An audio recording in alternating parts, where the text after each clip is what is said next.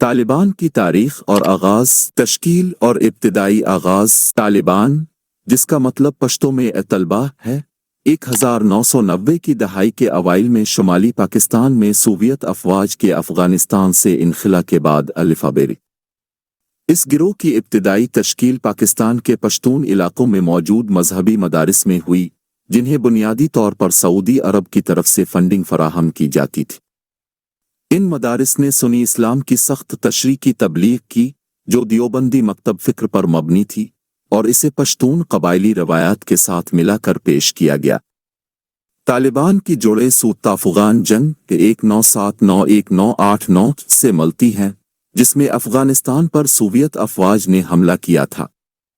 اس تنازع کے دوران متعدد مجاہدین گروپ الفابیری، جنہیں امریکہ، پاکستان اور دیگر مغربی اور اسلامی ممالک کی حمایت حاصل تھی، اور وہ سوویت قبضے کے خلاف لڑ رہے تھے۔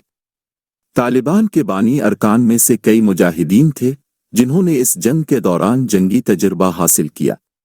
طالبان کی تحریک 1994 میں باضابطہ طور پر اس وقت شروع ہوئی جب ملا محمد عمر، جو ایک سابق مجاہد کمانڈر تھے، افغانستان کے جنگی سرداروں کی آپس کی لڑائی اور بدعنوانی سے مایوس ہو گئے تھے۔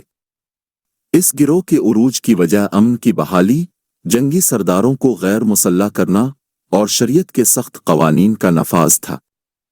ابتدا میں انہیں مقبول حمایت حاصل ہوئی کیونکہ انہوں نے استحکام، انصاف اور خانہ جنگی کے خاتمے کا وعدہ کیا تھا۔ طالبان نے 1994 میں قندھار پر قبضہ کیا اور 1996 تک افغان دارالحکومت کابل پر بھی قابض ہو گئے۔ ان کی تیز رفتار کامیابی پاکستان کی مدد سے ہوئی، جو طالبان کو افغانستان میں اثر و رسوخ بڑھانے اور بھارت کے اثرات کو کم کرنے کے لیے ایک اسٹریٹجک اتحادی کے طور پر دیکھ رہا تھا۔ طالبان کے امن کی بحالی کے وعدے نے جنگ اور انارکی کے شکار بہت سے افغانوں کی حمایت حاصل کی۔ 1996 سے 2001 تک طالبان نے افغانستان پر حکومت کی اور اسلامی قانون کی ایک سخت تشریح نافذ کی، جس کے تحت خواتین کے حقوق پر پابندیاں لگائی گئیں، موسیقی، ٹیلی ویژن اور دیگر تفریحی سرگرمیوں پر پابندی عائد کی گئی، اور سرعام سزائیں جیسے پھانسی اور اعضاء کی کٹائی بھی عام تھی۔ اس دور حکومت کو صرف پاکستان، سعودی عرب اور متحدہ عرب امارات نے تسلیم کیا۔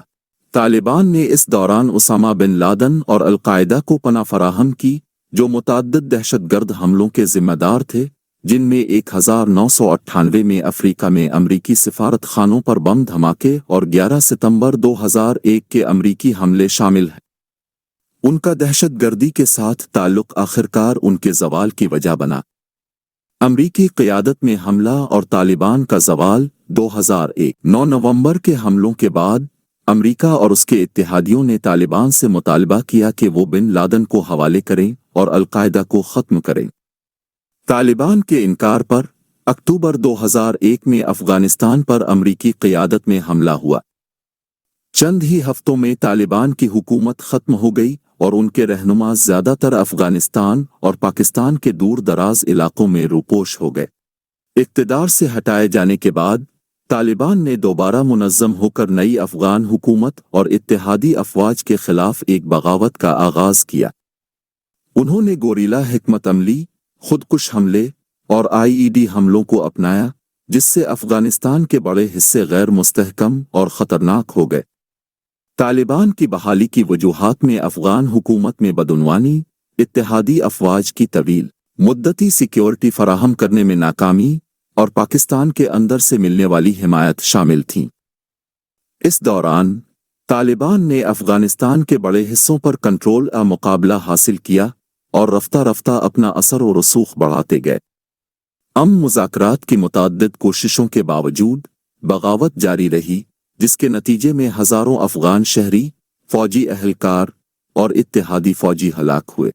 2020 میں امریکہ نے قطر کے دارالحکومت دوحہ میں طالبان کے ساتھ ایک معاہدہ پر دستخط کیے، جس کے تحت امریکی افواج کی افغانستان سے واپسی اور طالبان کی یقین دہانی شامل تھی کہ وہ القاعدہ اور دیگر دہشت گرد گروپوں کو افغان سرزمین استعمال کرنے نہیں دیں گے۔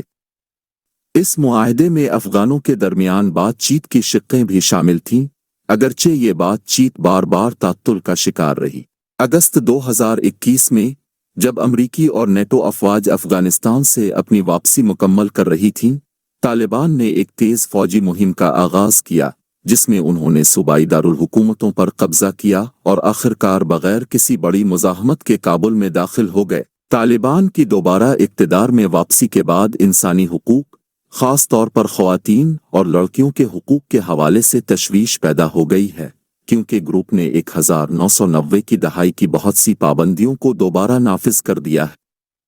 तालिबान को बैन अल-अक़वामी शनाख्त हासिल करने में मुश्किलात का सामना है, क्योंकि ज़्यादातर ममालिक ने उनकी हुकूमत को इस वक्त तक तस्लीम करने से इनकार कर दिया है जब तक कि वो इंसानी हुकूक और दहशतगर्दी के खिलाफ वादों को पूरा नहीं करते।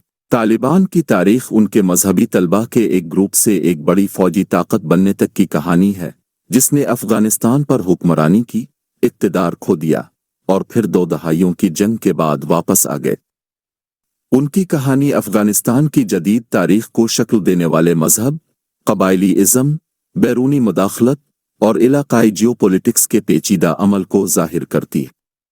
तालिबान के नए दौर के वादों के बावजूद उनके सख्त मजहबी कवानीन की पैरवी और बैन अल-अक़वामी बरादरी के साथ महदूद मसरूफियत अफगानिस्तान के मुस्तक़बिल के लिए बड़े चैलेंजेस पेश करती है।